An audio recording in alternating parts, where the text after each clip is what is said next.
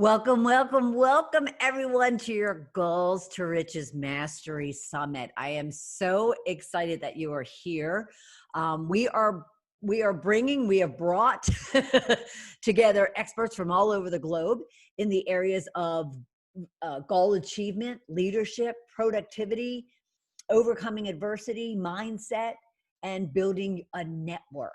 And today we're focused on the mindset with our guest. But before we get into that, I am Bernadette Bose. I am a transformation and success coach with Ball of Fire coaching. And we provide passionate, productive, and purposeful professionals with the tips, tools, and even experts they need in order to create riches in their career, business, and life. So I am thrilled that you are here. And we have quite the interview and quite the expert for you to really get focused on gratitude. And I am so excited to introduce our guest, Linda Roszak Burton. And Linda's unique focus on discovering the health and well-being benefits of gratitude intrigued me. And I know it will you as well. But let me formally introduce our guest and then we'll bring her in.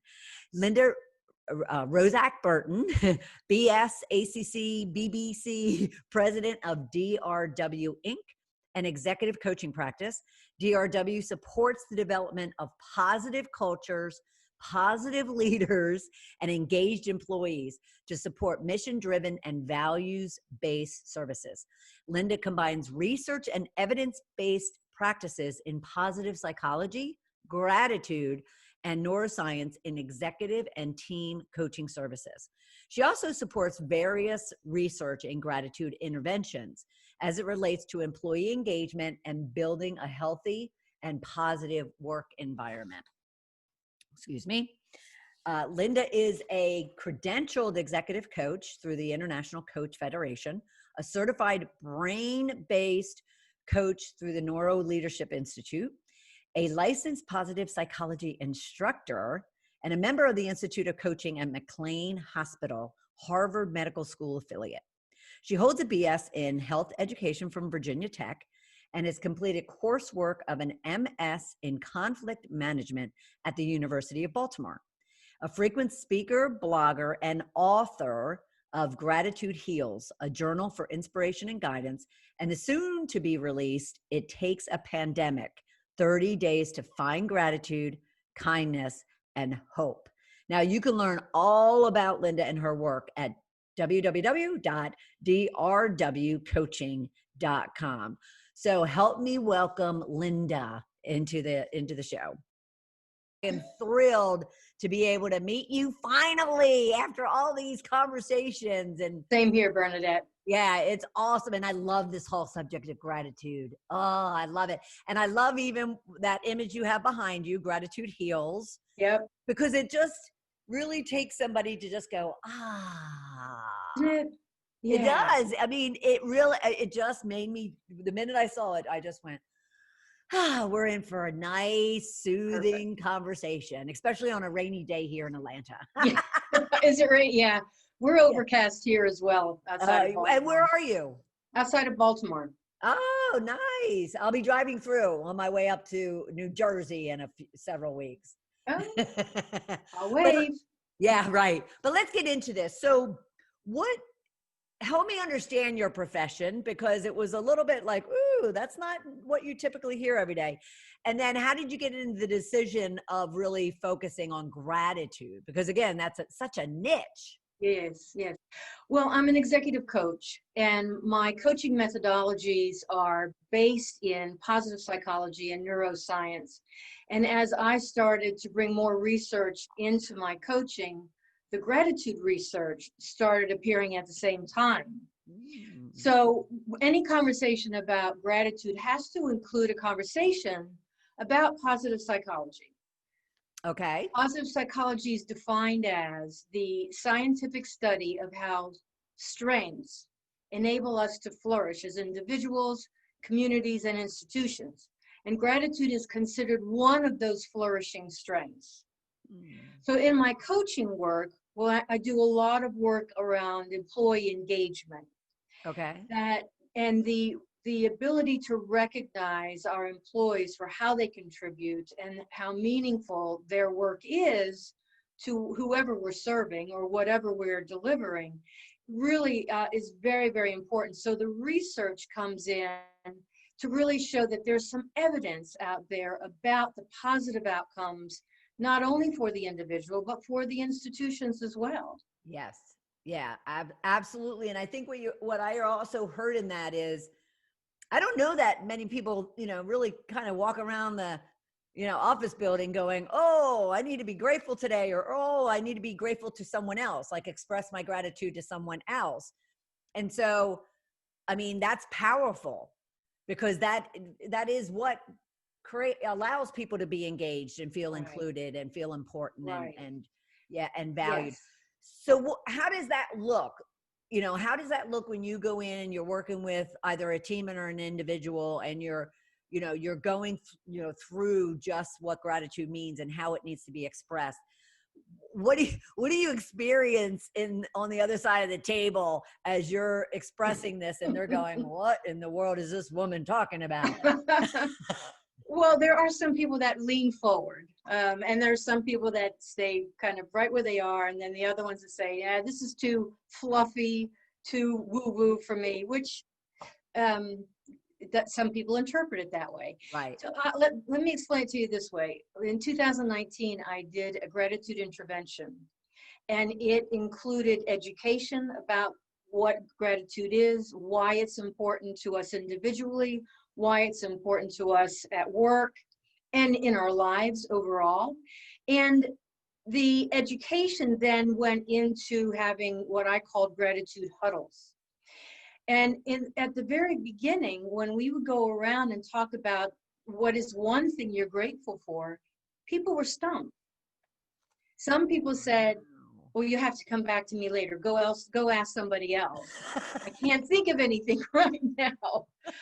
Or I don't have anything to say. And so it took a while for them to let down the guard that if they expressed gratitude for something, people wouldn't consider them Pollyanna or too much of the soft skill. Right. And one of the remarkable thing that came from that is the engagement that we measured at the beginning of the intervention.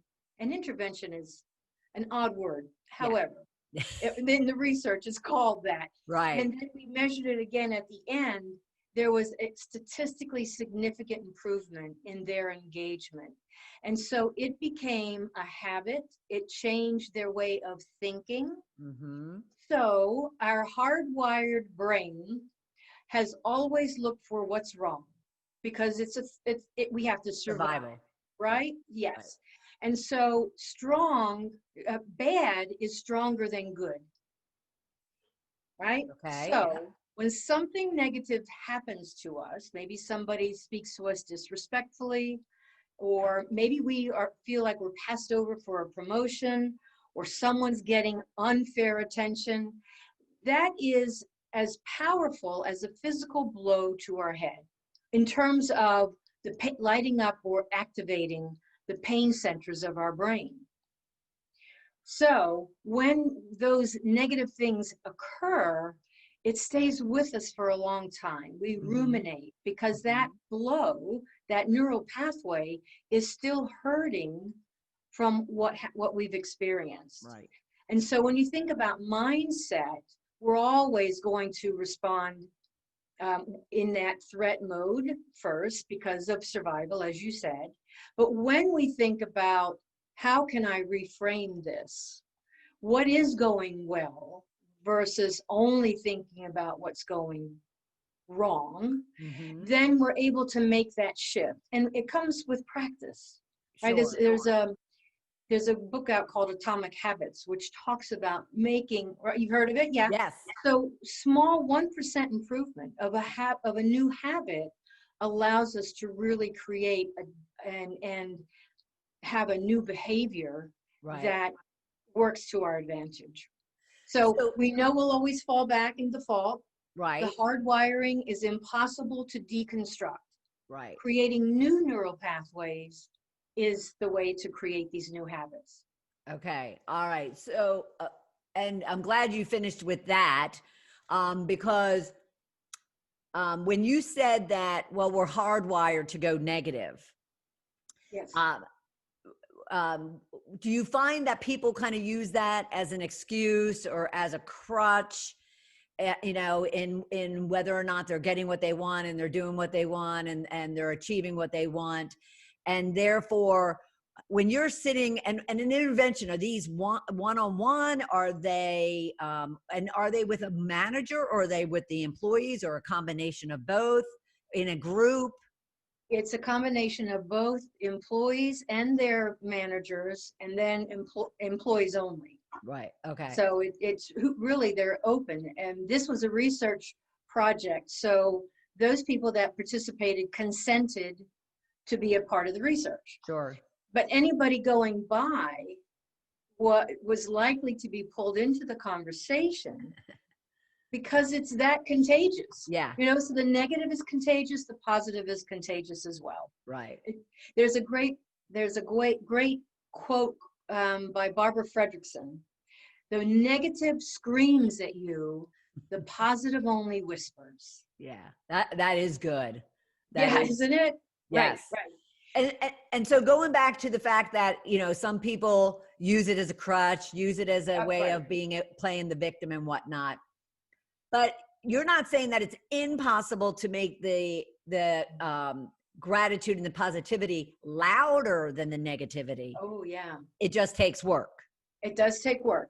It takes longer, because when we experience positive emotions, gratitude being one of them, our bloodstream receives dopamine and serotonin from our brain. Okay. Those are feel-good neurochemicals. And they're only in our bloodstream for about 90 seconds. So if you saw a beautiful sunrise this morning in Atlanta before the rain started, that awe of the beautiful sunrise went through our system in about 90 seconds. Mm.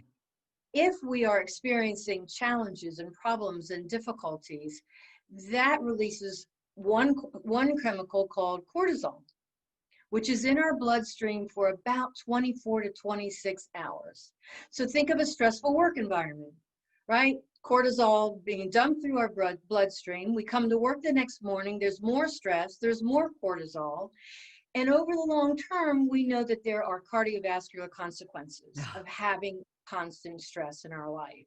Right. So the gratitude can help offset that. Right. So kind of paint a picture. I'm very visual. That's why I also look up all the time, but paint a picture of what does that look like? What does, not just your work, but what does that look like for employees and managers, individually, and then coming together as far as, how they're tapping into this and how they're, building a practice around it. Right. And how it affects, what it is that they do day in, day out. Good question. I love that one. The research that we now have about what brain activity occurs when we are able to be in that state of gratitude, it activates multiple regions of the brain that have to do with prosociality, taking a perspective of someone else into consideration, fairness, moral cognition. And so when we are really working as a team, we're going to be more aware of the positive relationships that we have. We'll want to create stronger relationships because of the effects of gratitude. We'll also be more aware of the positive interactions that we're having. We're always going to have the negative, right? Mm-hmm. We'll always have that. Mm-hmm. But again, it's that shift in mindset. If I become more aware of all the positive emotions I'm feeling every day, the positive relationships that I really have in my life, the few that I do experience don't overwhelm me. I'm able to shift away from that. Yep. It does take me out, or anyone, out of that victim mentality. Right. Right. And people will say, well, I'm just that way. That's just the way they are. That's just the way I am. I would also have to wonder how that's working for right? Yeah. Yeah. So we know that the brain, it's a magnificent, or I love it.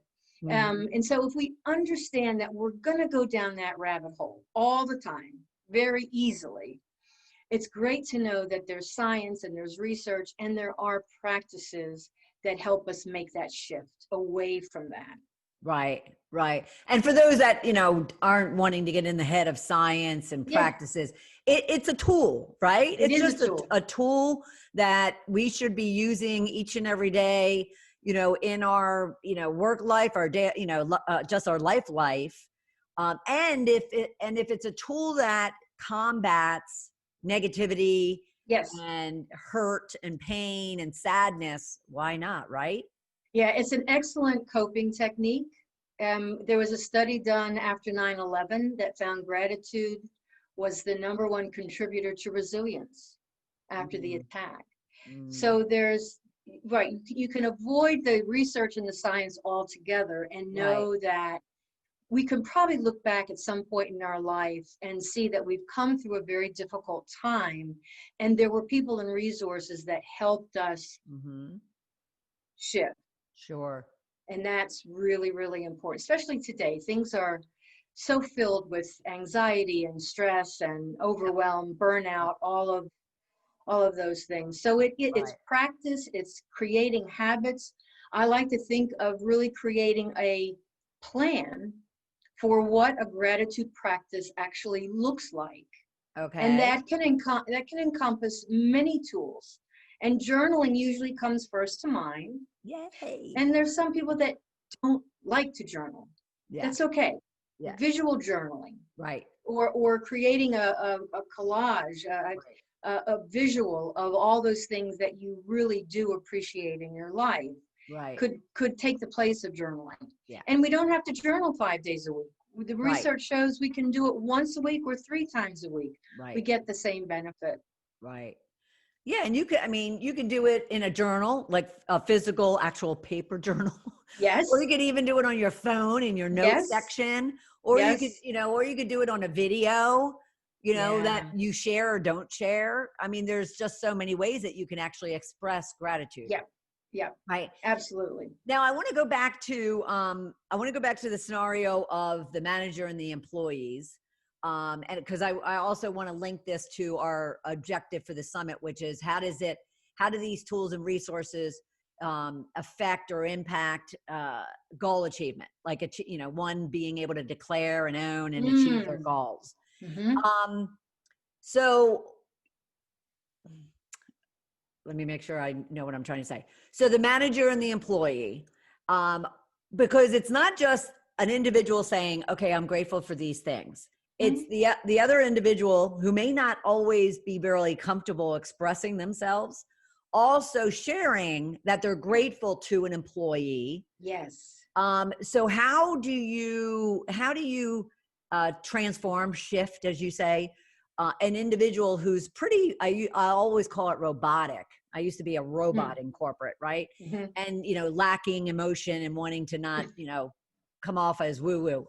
But yet at the same time, that's what their employees need. Right. How do you help them, even maybe beyond gratitude, to implement gratitude, to build that practice of Yeah. gratitude, but Y- to You, others, not to just themselves? well, so there's a line that I use almost in every time I speak about gratitude, and that there is a fundamental human need to know our existence matters. Mm, And so when a manager expresses appreciation, gratitude, recognition, however you want to call that, to an employee, what the employee feels is they care about me. They see me enough to recognize my work, what I am doing. Did I stay late? Did I pitch in and help somebody else with what they were trying to do? So there's this building of trust between the mhm, manager and the employee. mhm. And I think it should also go the other way, Bernadette. I think that there is plenty of opportunity for employees to express gratitude to their Yes, boss, certainly. Yep, right? yep. And research that shows, I think it was Gallup, or maybe it was the Templeton Foundation, that 74% of employees in this one study rarely or never express gratitude at work. And another 60-some% never or rarely express gratitude to their boss. Same survey said, if my boss expressed more gratitude to me, I would be more committed to the organization and work harder. So that puts some substance to what a lot of people feel is, oh, I say thank you. Right. Or worse, some people say, well, you get a paycheck. That's how I show my gratitude. I've heard that before. Me too. I've heard that before.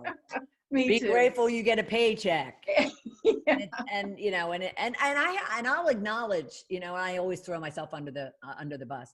I'll acknowledge I was very much like that myself as a manager, and you know, and therefore I couldn't call myself a leader. Now that I look back on it, is, you know, I just, you know, you're here to work, you know, and I'm paying you to work. Right. And yet the people element of everything that we do, even in our personal lives, is just so critical. Yeah. Forget about what's going on this year, just always is so critical. It just is very elevated right now, right. I would expect. Right. So achieving goals is absolutely on target with when we practice gratitude, because if my manager is recognizing what I do well, I am going to want to work harder. Mm-hmm. I am going to be more committed. I'll put in that extra mile, or however we want to phrase it, because I'm seen. My opinion matters to someone. Right. And that leads to goal achievement.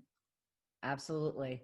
Absolutely. Well, and it also leads to confidence as well. Yes. And it leads to clarity and focus and energy and persistence and determination, as a kind of, I lump all those together all the time. Yes. Which is ultimately going to benefit everyone. Yeah. For yes. just a simple expression of gratitude. Yes. Why is it so hard? Well, well, you use the word simple. And often when you see the term gratitude, you see smiley faces, or, you know, just be happy, emoji cons. We all think we are grateful. We consider ourselves to be pretty grateful towards things. Mm-hmm. The hardest step is that next step, to actually express it, or to receive it, or to reflect on it. So I think those three components are very important. I have a prescription. How many times have you looked at a thank you note and you've stared at that blank note and you can't figure out, what do I write? How do I really say thank you for whatever the gift is that you may have received? True. So my prescription is to acknowledge the individual, or perhaps the experience that you had, and specifically detail how you benefited. And then take it a step deeper and explain why it's meaningful to you. Mm. And then finally, to recognize their intentions. Maybe there was a possible sacrifice made on your behalf. I hear that in corporate America a lot. Hey, you went out of your way to take care of this for me because you knew I was under this deadline that I have to get to before the end of business today. Yeah. So it's those components that create the release of those neurochemicals that begin to strengthen those neural pathways, so that we begin to, I always say, with awareness, we have choice. Yes. And the more aware we are of what people are doing for us, people that care for us, how we benefit from other people in our lives, then we're able to make the choice to express it to them properly. Yeah. And to also receive it. You know, how many times do people say, oh, I'm just doing my job? Yes, you are. Yep. But it is also nice to know that people see what you're doing, and they want to thank you for that. So, you know, you must be reading my mind through this whole conversation, because every time I'm about to ask something, you express it. But so the receiving, because I used to really be bad at receiving, and I know a lot of people that are really bad at receiving a compliment. Yes. You know, and so how do you help them, you know, on the receiving side of it you know, just kind of take it in and not be flippant about it or dismiss it because they're feeling, you know, they're feeling like they're not worthy or not, they're not deserving.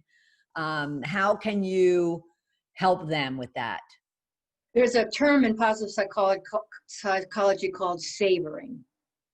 And so when someone is receiving a message of gratitude, I would suggest that they savor what they just heard. What does that say about the individual? And what does that say about how much that individual sees me for who I am? So there's so much more to just receiving the compliment. What does it say about them? What is it? I mean, if someone's done something for me, that they must know that it would be meaningful to me. Right? Gratitude is very much tied to what we value in life. Right. So if someone's done something, or if I've done something, there's that connection there that really hits at the heart of things. Yeah. Absolutely. Absolutely. And I can continue to improve on that side of it as well. Well, I think we all can, right? Yeah. I do. And you know, the old imposter syndrome that's out there, all right? Yeah. And we easily deflect, or we even think, "Am I worthy?" Yes. And so there's that mindset shift. Right. When we think of our strengths, right? Thinking of the positive psychology work, Mm-hmm. if we lead with our strengths, we'll always be able to maximize our potential. Yes. We're only looking at what we're weak in. We won't realize our potential. Yeah. And if you sit in that, that's heavy. You It know, is. it's heavy to carry around. You know, I call it a code of negativity and code of victimhood. I like it. Yeah. Heavy. It's a burden. It is. Yeah. It is. Yeah. And gratitude just allows you to kind of start shedding that and getting rid of that. But what are some of the myths associated with gratitude? Because I'm sure there's, if There not are. a lot of them, there's big ones. Right. One myth is that if I show appreciation to someone, that they'll become complacent in the relationship, in their work, in how we interact with each other. And in fact, there's nothing that shows that the more you bring gratitude into a relationship, the more complacent people grow. That's a myth. Right. The other myth is that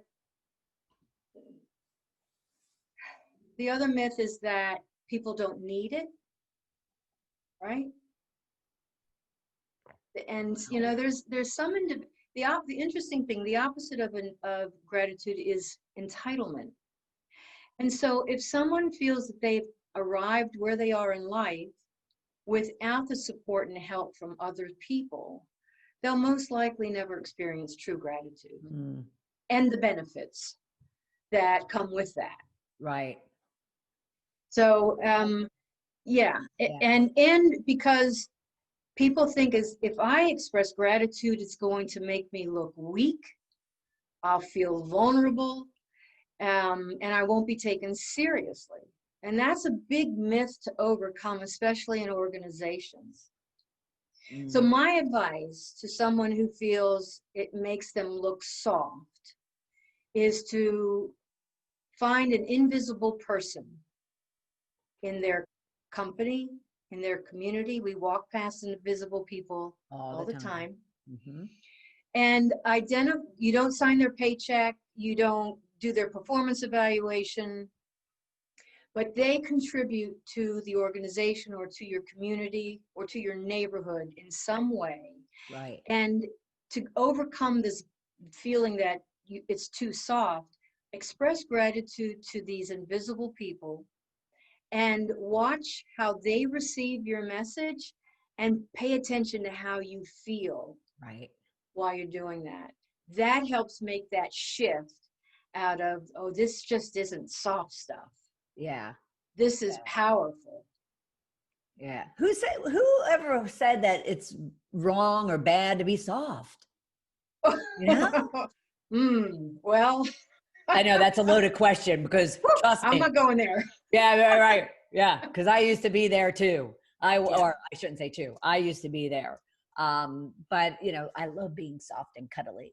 Um, so are there other myths or are those the big ones? Well, I think what's often misunderstood about gratitude is that it's more, they feel like it's a competitive sport. I need to have more of this, right? And I'll be grateful. Or I'm grateful Oh, because I've got this big house, and I'm grateful that because I've got this fancy car. That's not gratitude. I mean, it really has to be genuine. It has to be tied to our values. And it's not about what you have that someone else doesn't have. yeah. Yeah. Those, I think, are the biggest myths.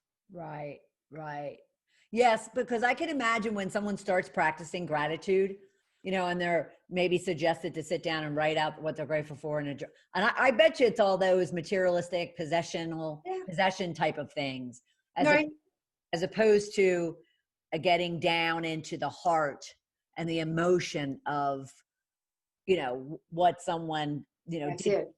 gave you or, and it's not materialistic thing. That's it, Bernadette. Yeah. Yeah. Spot Yeah. on. Yeah, I had somebody the other day, and that's why it just registered for me what he was trying to say. You just clarified it.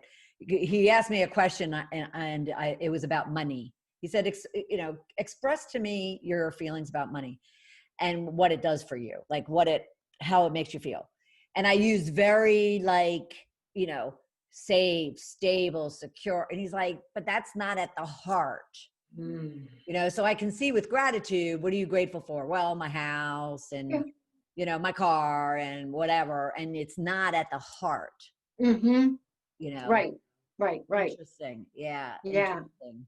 And I can see this being how it could be so valuable in a workplace. Because the one thing I'd like to understand is, say someone out there is a manager or a business owner, and has an individual, an employee who's a difficult employee, like a troubled, unproductive, maybe even a, bully type of an individual.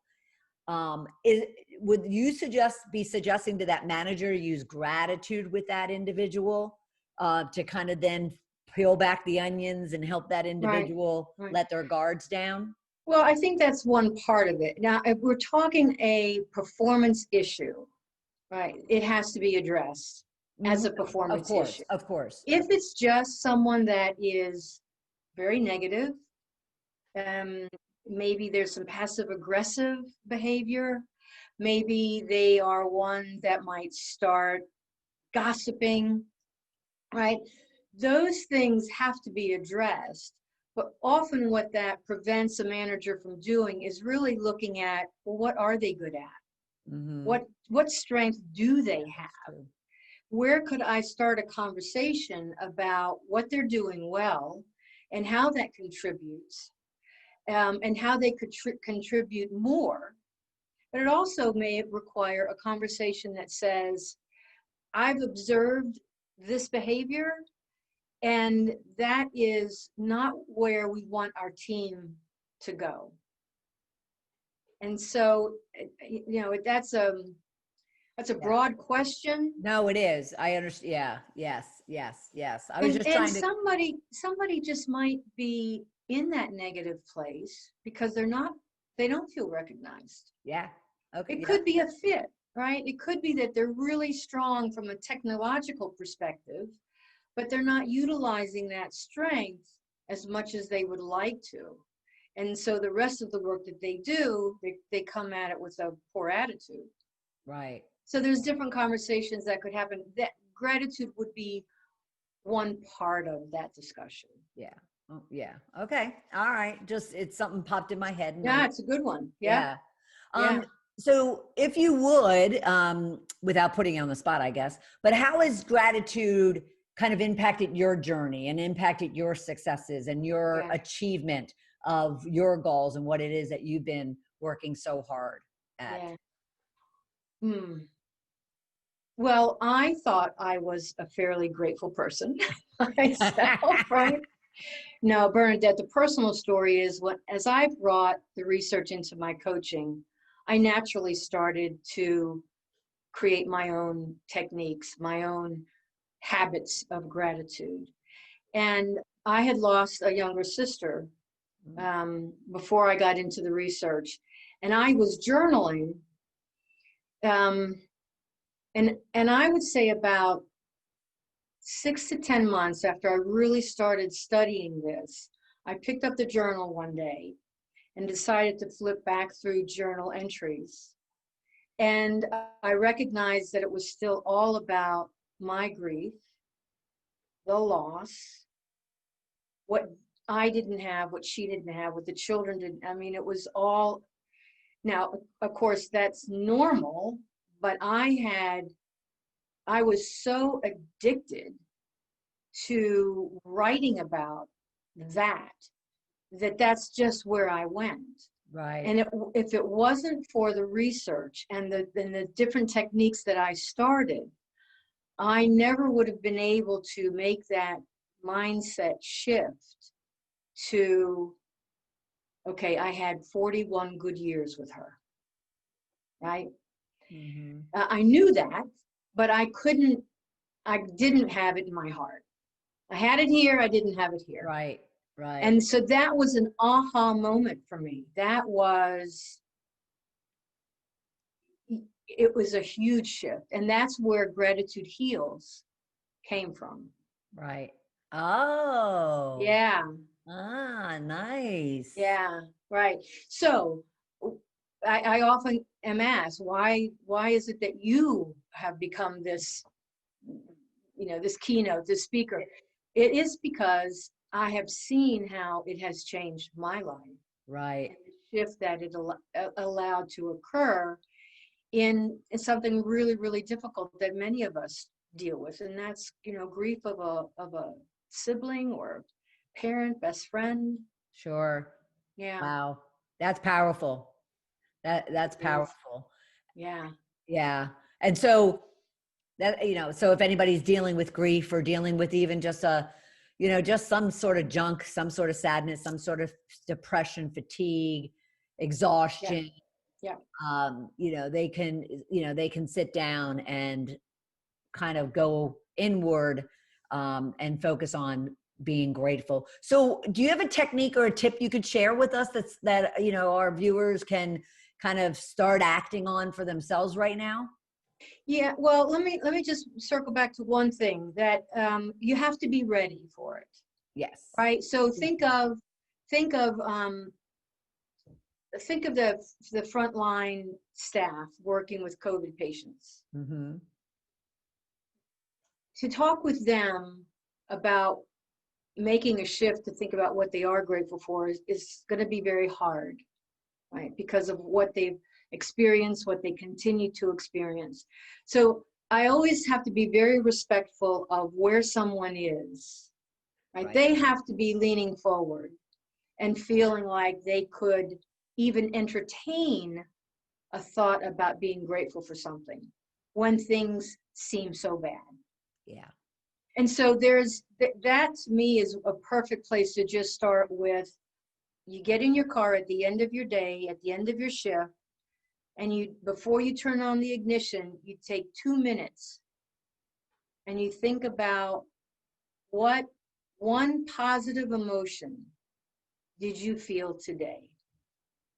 Maybe it was the smile that your child gave you before you left, or maybe it was, an elbow hug from an employee, that sort of thing. Because we do experience more positive emotions than we do negative. Right. But again, the bad is so strong that we rarely remember Mm-hmm. the positive. Mm-hmm. So that 2-minute reflection can be a place to start if you're really, really struggling, especially with the pandemic. That 2-minute reflection before you turn on the ignition, to what one positive happened to me today, what positive emotion. that could then lead you to want to write about it, or even share it verbally Right. around the dinner table. Right. It has to feel comfortable and natural. So the first thing I suggest is, why don't you try to put something on your calendar that maybe every Friday morning at 7 a.m. or every evening before I turn off the light, I'm going to practice 3 good things. And try to keep that going for about 2 weeks, and begin to see if you're noticing, if you're becoming more aware of anything that perhaps you weren't aware of before. Yeah. Again, it's that awareness. Mm-hmm. Self-awareness is everything. It is. It is. Yep. It is. Well, first off, because you don't want to walk through life not being aware of where you are and who you are and how you're feeling. And then the next thing you know, you're like, what the hell just happened to my, Exactly. Yes. Yeah. Right. Well, I want you to share, you have something. You have something that you're offering our viewers, our attendees. Would you be okay with sharing about that? Yeah. Well, it's part of what I call my Gratitude Manifesto. Love it. Okay. Love it. I created, so it has to start individually, whether you're a manager or an employee or a neighbor. Gratitude practice starts with ourselves. And so I created a workbook for people to look at various different types of gratitude techniques to help them during this pandemic. Nice. So it starts with different techniques. It includes some of the research if you want to look into it deeper, but everything in there it is based on positive psychology, neuroscience, and the science of gratitude. So you can take it into the research if you want. If not, you just use it for your own personal use. And then at the end, I ask people to think about, how can you build this out now to your family, to your coworkers. Nice. And there's some tools in the back. One of the best techniques is to write a gratitude letter. That seems to be one of the most meaningful practices. Note to self or note to somebody else? Someone else. There's a template in the back of this workbook. Think of someone who's really made a difference in your life. Write the letter, and then call them up and read it to them, or if you can social distance and meet with them, but read it to them. Don't mail it. Don't ask them to read it. You have to read it. You will. Yeah. And if they're no longer alive, read it to someone that maybe knew that person or someone that knows you very well. It's nice. To me, it's the most important and powerful gratitude technique. Powerful. Seriously, Powerful. I'm like welling up right now. No, I'm telling you, Bernadette, it is. Yeah. And often people don't feel that letter would be received with the right intentions. But then when you talk to people that have heard the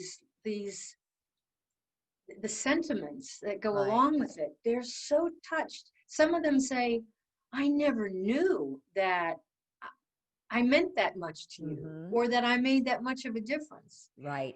We can't go through life not knowing these things. Yeah. Right? Yeah. So it's very, very powerful. Very powerful. So I would love anybody that's participating in your summit.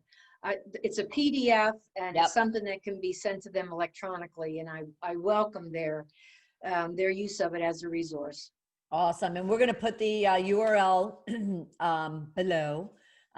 So, and at the same time, we're going to share it and make sure that they have access to it. And I also want to mention, as I did at the top of the interview, go to drwcoaching.com to learn all about Linda and everything that she does. It's fabulous. And DRW, those were my sister's initials. Oh, well, you know what? It's funny you should say that, because I did question kind of, I wonder what DRW stands for, being that yours are LRB. Oh, that's beautiful. Well, I keep her with me. One marketing expert once told me that was totally wrong. How would anybody ever know what DRW does. But if I can keep her with me that way, so be it. so And let be them it. ask. High five. It's a great like drawl. It's a great conversation starter. Yeah, yeah. You know, and oh my God, that's beautiful. Thank you so much, Thank Linda, for being you. part of this. I'm so grateful. Me too. I am genuinely grateful because you brought your spirit, you brought your just your true self with some really powerful and valuable tips and advice for all of our attendees and our viewers. Yes. And it's going to just help them really, as we want them to, declare, own, and achieve their goals. So I love so appreciate it. Thank you. Thank you. I'm so glad that we have our connection. I am too. Yes, yes, yes. And for everyone there, please reach out, drwcoaching.com. We'll definitely make sure that you get her her gift and any other information that you would need to connect with her. At the same time, continue looking in your emails, everybody, for the next set of interviews that will be coming out as part of our Goals to Riches Mastery Summit. We are all here coming together as masterminds in this space of goal achievement. So you can once and for all, or maybe you can continue to really declare, own, and achieve your goals. So you create riches in your work and life. And I'm so thrilled and honored to have had you part of the summit and part of our, our journey going forward. So keep an eye out into your email and we'll talk to everybody soon. Thanks, Linda. Thank you, Bernadette. Take care. Bye. Bye-bye.